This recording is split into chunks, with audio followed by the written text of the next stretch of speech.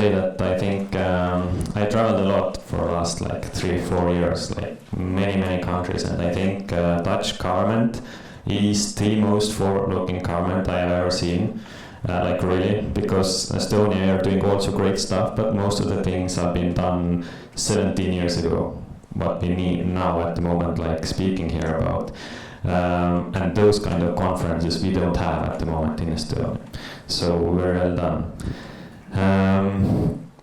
And those 17 years ago's decisions, one of the decisions was that every person who gets birth in Estonia gets digital name, digital identity.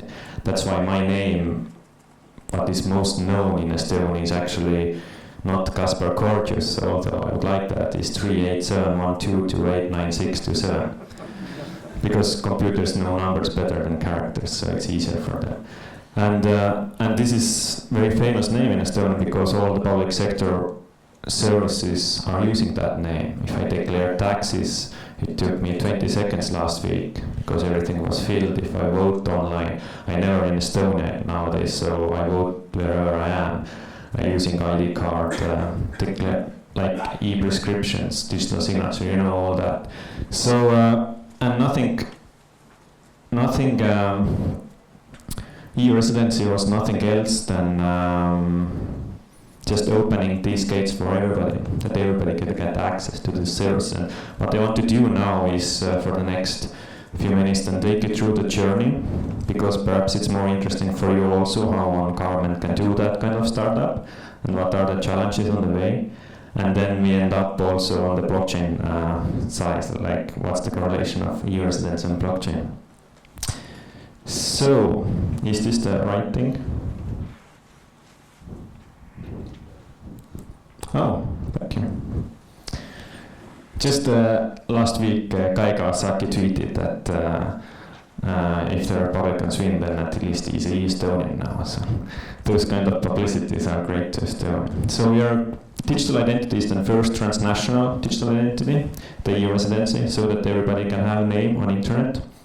And when we opened that 1.5 years ago, it was just a scholarship in a sense that I quit my job and I started to run this project. We didn't exactly know why we are doing it, to whom we are doing it. So from the first day, we considered that, hey, let's do a government startup, let's try, let's see what comes out of that. So I made a subscription page. Here you can put your name and email address, and if you want to become e-Estonian. So next day when I woke up, went to work, after 20 hours, there were over 4,000 subscribers from 150 different countries who all wanted to become e-Estonians. So that like really got my attention, and I thought that I'm not returning to my old job anymore. And I started to investigate further, and it turned out that 60% of them wanted to do business through Estonia. So that was very good information. And after that, 1st of December 2014, we discovered that, hey, let's make it happen, and we issued first e-residency card and we changed the legislation. So we started to do the marketing and stuff before we had even the legislation in place. After we opened the e-residency, we realized that there is huge potential and we need to formalize that.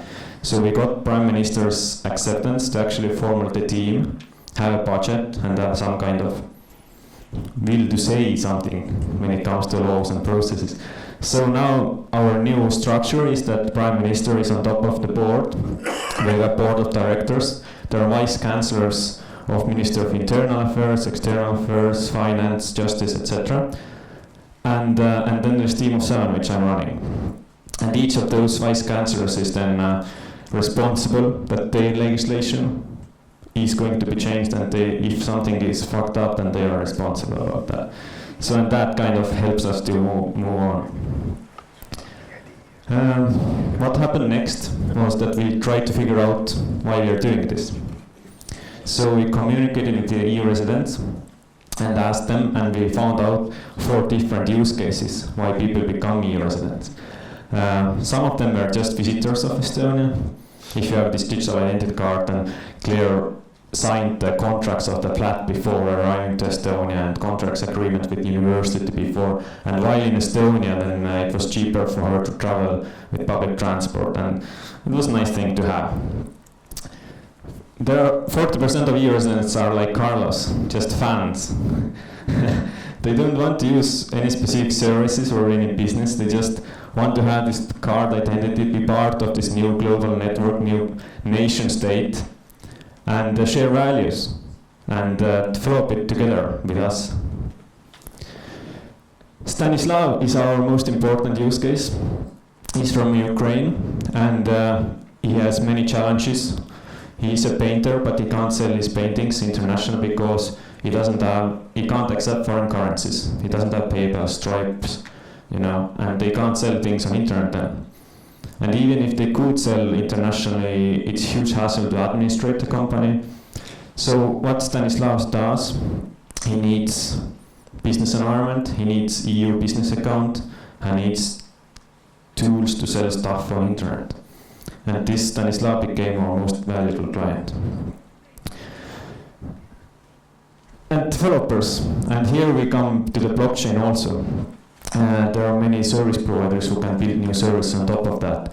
So anyway, we understood that there are different use cases. What do you do next if you're a startup and you know what there is a problem, and we have validated that there are some problems. We're going to validate solution. So we opened up 39 foreign embassies where you can become e-Estonian. You apply online, you pay 100 euros, and you're going to one of those embassies. In Netherlands, it's The Hague, in The Hague. And you can fingerprint, you identify with passport, and you become e-Estonian. This was just to test it out, how we're doing. And then we started to learn more about reasons and who are e-residents and why they come. Yeah, thank you. And that really helped us to take the next step, to understand what we need to start changing in government. This is a screenshot of our project plan. This is all ministries and what work they need to do in order to make those use cases happen, and Stanislav being the main use case. One of those things, for example, is opening bank accounts online also. At the moment, you need to visit Estonia to do that. So after 4 months, e-residents can open bank accounts online.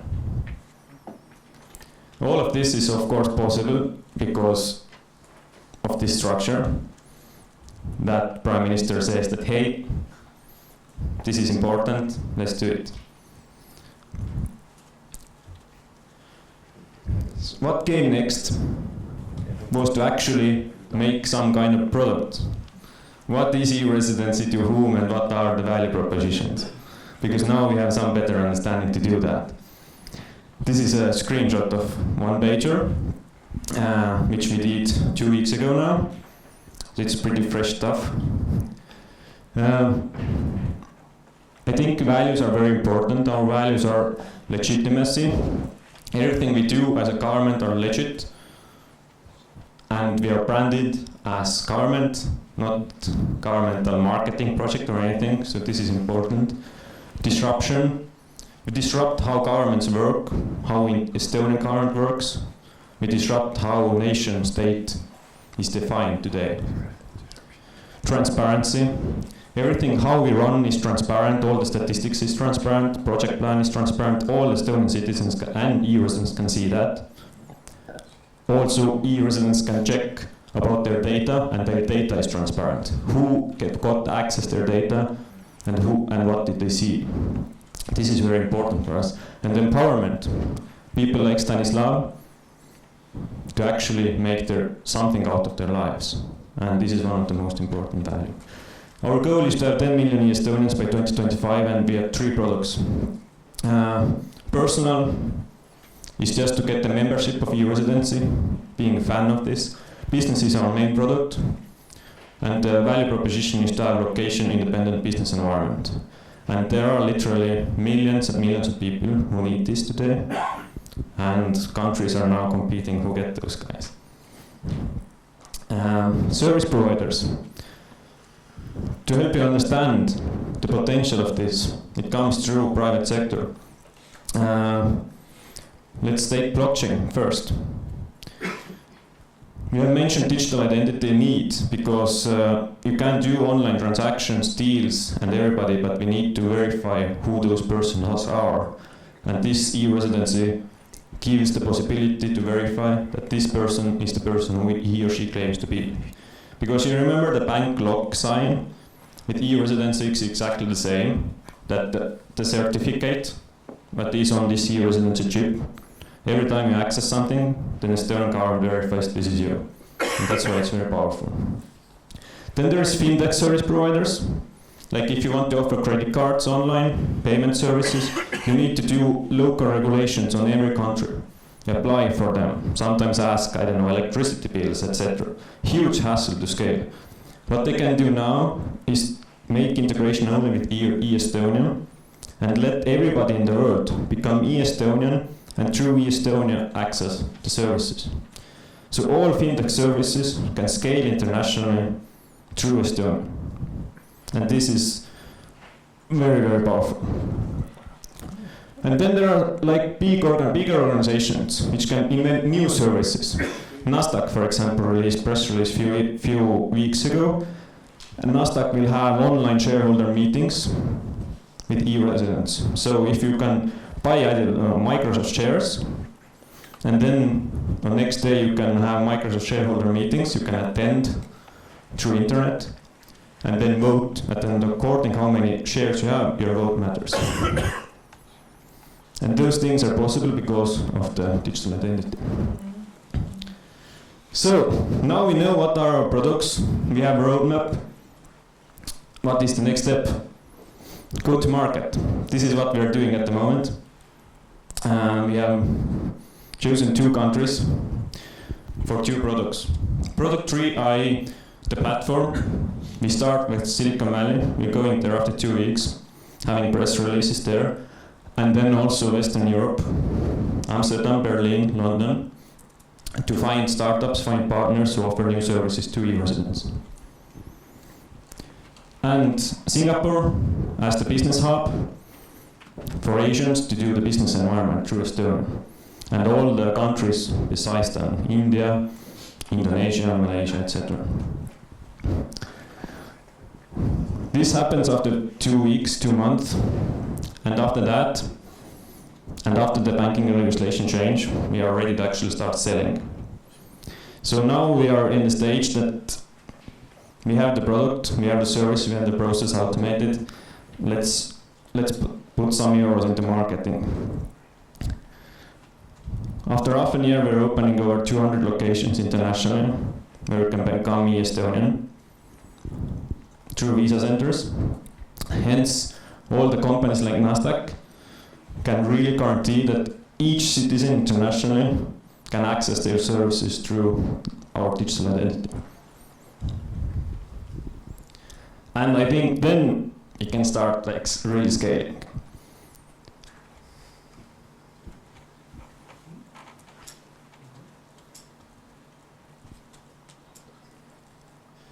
To understand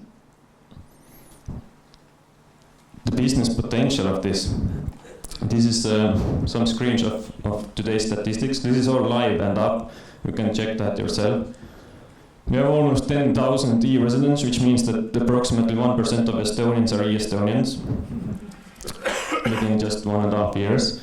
Unfortunately, most of them are men. 88% are men. Hope you contribute this part. Netherlands, by the way, is top 10 country of e-residents. We have 278 e-residents from the Netherlands. And that is quite amazing result in the sense that all the other countries are whether they are neighbors or United States or countries which are really suffering like in the business environment sense like Ukraine. So there is much interest in the Netherlands. What to understand is this.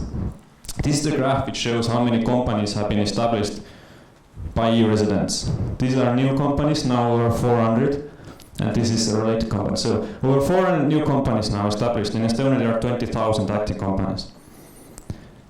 And why this is especially important is that we don't have limits at all there. You know, like on internet, there are no borders, there are no limits.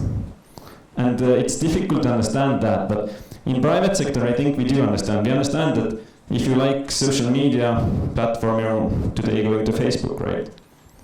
You're not going to MySpace or Orkut. You're going to the best what is there. If you want video call, you're most probably do Skype call. So, in the same way, like if you want to have business and do business, you're not going to the second best business environment in the world. You're going to the best.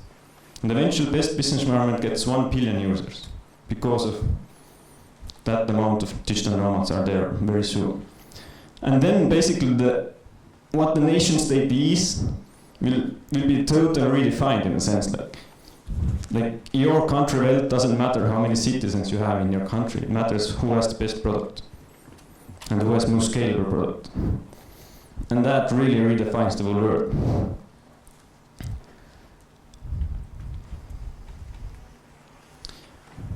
What is positive news is that e-Residency's product tree is a platform, and every country and every service provider can integrate. We hope that within a few years there will be tens of thousands of applications to e-Residence. It will be the same app store like we have Android or Apple app stores. And Estonian business environment is just one small part of this. For example, at the moment we are in the Netherlands. 2 months ago when I last visited the Netherlands, your government people contacted me to actually meet, to build 100% online visa application process. So that if you want to get Schengen visa, want to get visa to Netherlands, you become e-Estonian, and through e-Estonian digital identity you apply visa to Netherlands. And this is very, very powerful use case because we have met the person, we have done the face-to-face meeting, we have their passport, and we can give that passport information to you, if e-Resident gives allowance to. And imagine then, like, and why I say that Netherlands is the most forward-thinking government is that Estonian profits don't come off those face-to-face checks or those infrastructure. Profit comes if you have services. And eventually we can pay you, or we can ask Schengen applications through Netherlands perhaps, and you can take the profits there. Or whatever, because the services are there up to us to build, you know. And most probably at the moment there are more non-Estonian companies who are building services on top of that than Estonians.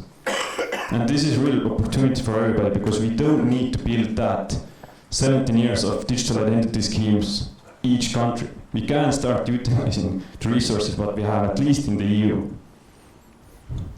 And you're doing that already.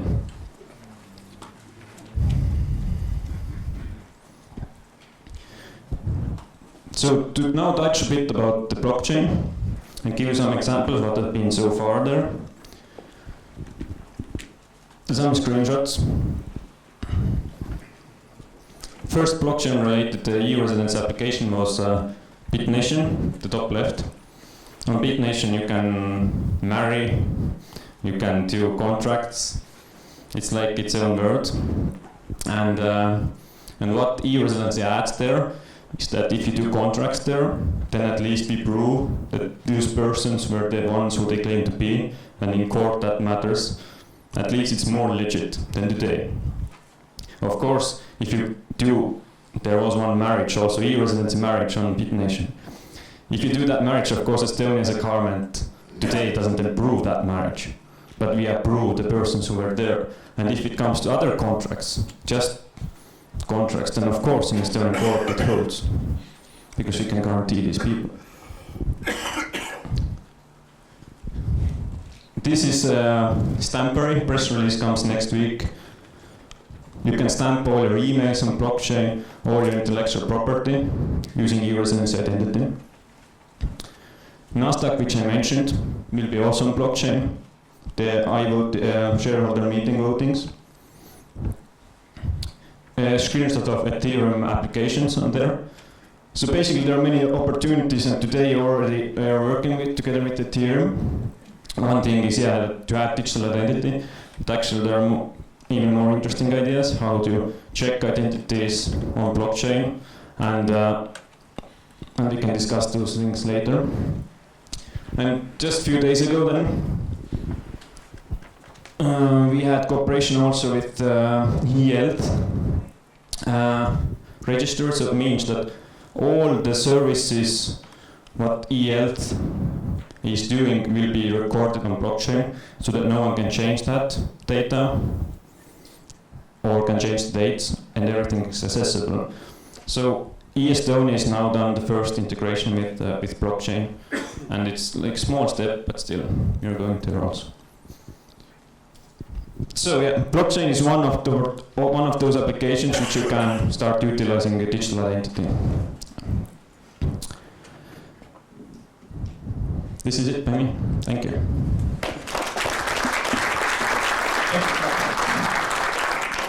Een soort wereldwijde volkingsregister. Hoe zal dat zijn? Wie heeft er vragen voor Kaspar?